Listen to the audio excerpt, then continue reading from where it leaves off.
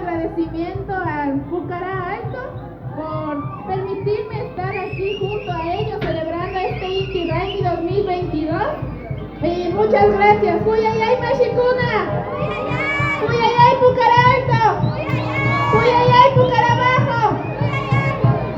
Pucará, vamos a poner flameante esta bandera que es representación de nuestra comuna y como tal nos va a representar en todas las luchas, en toda parte y en todo lugar. ¡Cuyayay Pucará Mashikuna! Recordemos que como pueblos originarios tenemos nuestra bandera que es todo el Tahuantinsuyo, que es la huipaga, y como Pucará ya tenemos una bandera que nos va a representar en todo momento y en toda lucha.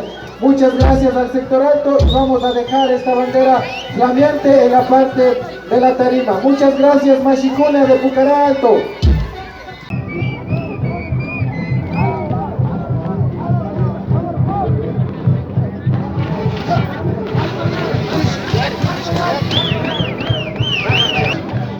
Buenas tardes, Tatamacona, Guante, Pucará Alto, manda, familia Alto, Conata, saludos.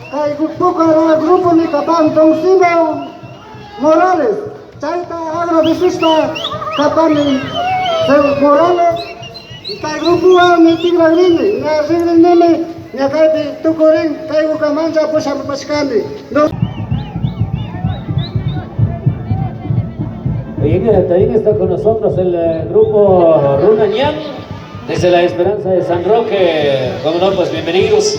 También al grupo de Pucará Centro, también que están alistándose ya para hacer el ingreso, hacer la toma pues de esta plaza.